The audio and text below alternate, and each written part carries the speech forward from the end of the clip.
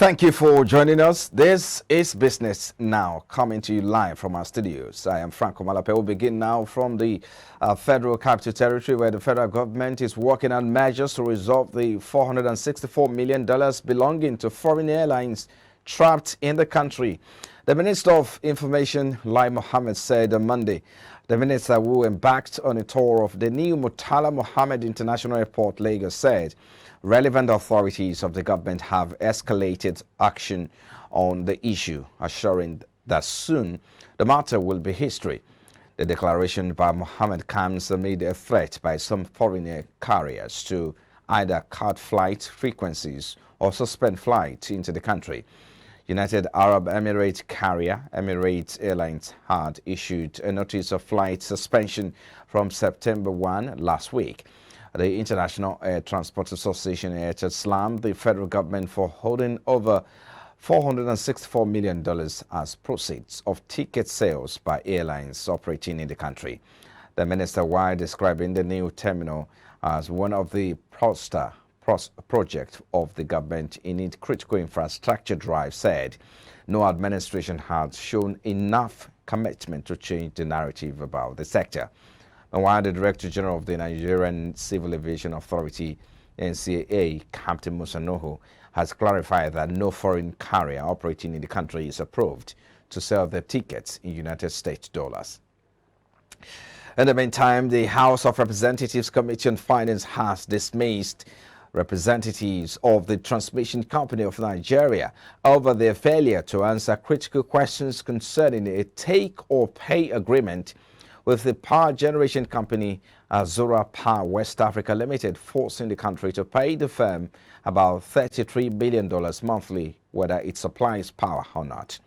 The committee, at its continued investigative hearing in Abuja on Monday, grilled the Executive Director of Transmission Service Provider of CCN, Victor Ademomumi, Market Operator, TCN, Edmond Eje, Director Agreement, Benedict Obu, and General Manager, Corporate Planning and Strategy.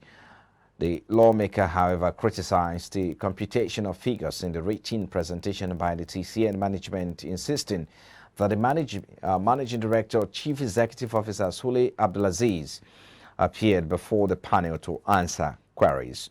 The chairman of the committee, James Faleke, decried that the government, through the Nigerian Bulk Electricity Trading PLC, failed to reach a formal agreement with several power companies but signed a take-or-pay agreement with only Azura. And in the meantime, the trade between Nigeria and India is worth $15 billion and has the potential to reach about $40 billion. This was disclosed by V. Sharma, president of the Nigeria-India Business Council, during the launch of the council, which was inaugurated by Vice President Yemi Osinbajo on Monday. Vice President Yemi Osinbajo, represented by Olamilekan Adegbite, Minister of Mines and Steel Development, who inaugurated the council, said Nigeria and India will explore new areas of doing business and cooperation to further strengthen bilateral ties between both countries. The Vice President also urged Indian investors to consider providing Nigeria with some of the medical and educational services for which Nigerians can travel to India, citing that with the scale of demand, it is easy to say that there is a business fair for such an investment. According to the figures obtained from Nigeria National Petroleum Company Limited on Monday, 6 international oil companies are to remit a total of $442.37 billion in August this year, being proceeds from the sale of domestic crude oil in May 2022.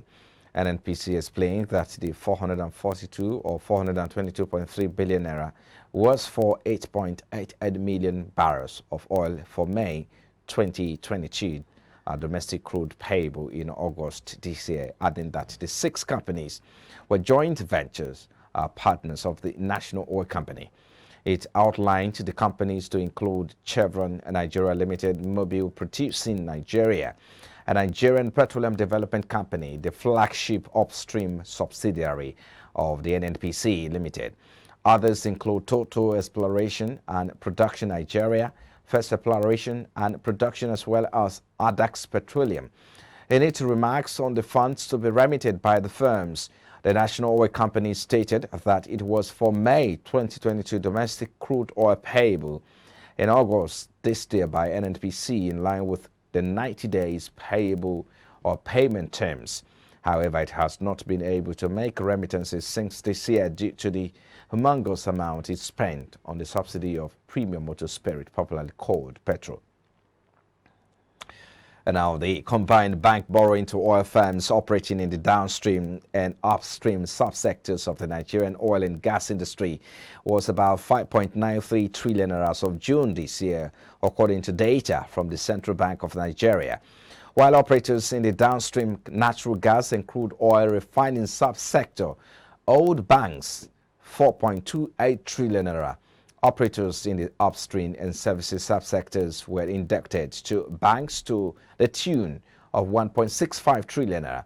This shows an increase of 250 billion naira from the total debt of 5.6 trillion naira in December 2021.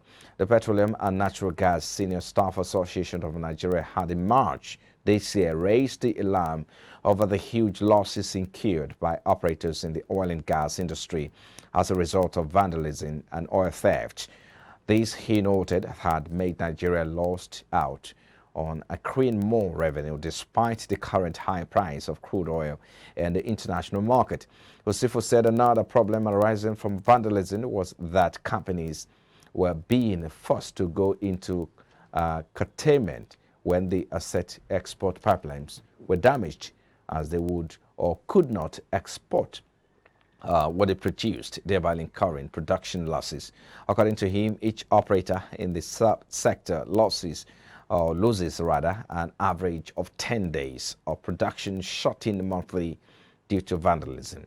Earlier this month, the House of Representatives had decried the growing spate of oil theft in Nigeria, warning that it might ground the economy if it remained unabated. Now, the Federal Ministry of Agriculture and Rural Development has said that it has equipped smallholder farmers with free agricultural inputs and quality seeds in its bid to boost food production, eradicate poverty, and create employment opportunities for the nation's teeming youth.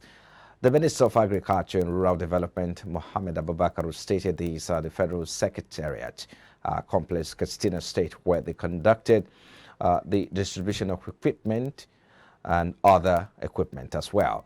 Abubakar was represented by the Deputy Director, Tree and Crops Division, Bernard Ukata, revealed that 35% of the input were targeted at women farmers and processors in line with the target set in the National Gender Plan and policies aimed at ensuring increased opportunities for women. In its remarks, the Chairman, House Committee on Agricultural Production and Services, Honorable Muntaro Danduse, said that the federal government's effort is directed toward ensuring that farm inputs reach the majority of the farming communities across the state. Danduse said that this will go a long way in making agro-commodities available and affordable, as well as ensure that the goal of bumper production and self-sustenance is realized. Away from there now, the exchange rate between the Naira and the US dollar closed at 429 Naira 43 kobo to $1 at the official foreign exchange market. The exchange rate dipped slightly to close at 429 Naira 43 kobo to $1 compared to 429 Naira 5 kobo to the dollar recorded, represented about a 0.09% depreciation. Meanwhile, Forex supply surged by 222.3% to $161.9 million from $50.2 million that exchanged hands in the previous trading session. Similarly, Naira traded at 691 Naira to the $1 on Tuesday morning, that is 23rd of August, at the peer-to-peer Forex market, indicating a depreciation of 0.16% compared to 689 Naira 9 kobo to $1 recorded in the previous trading session. Nigeria's external reserves improved slightly, however, by 0.012% on Monday to stand at $38.91 billion US dollars from $38.90 billion dollars recorded in the previous trading session. The reserve level had dropped significantly year to date due to the constant intervention by the CBN and the official FX market in a bid to manage exchange rate volatility. However, improved non-oil export earnings are beginning to elevate the reserves at very low. And now the issues raised by presidential candidates of different political parties at the ongoing 62nd NBA conference holding at Victoria Island, Lagos, have continued to drive conversations in different quarters. An analyst, Olushola Popola, who spoke earlier in the day on IBrandTV's Business Breakfast show, and his reaction noted that many of the statements made were mere promises that are not achievable considering the current economic realities. One of the presidential candidates, Atiku Abubakar, had stated that if elected, he will encourage foreign and local investors by making the business environment conducive. However, Olushola believes that the first and major challenge to address to drive economic growth is the high level of unemployment rate in the country. Just like we said, political promises, but how achievable are they? Now, the first thing when we're talking about inviting investors and encouraging local business entrepreneurs in the economy to make the environment conducive for business, one of the first things that you have to talk about is what is the plan? What are their plans to address the high level of unemployment?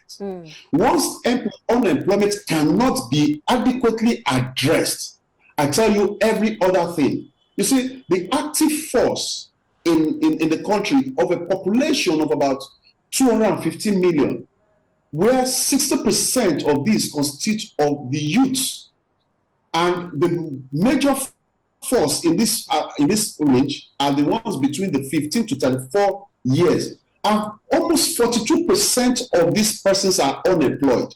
They said an idle hand is the devil's workshop.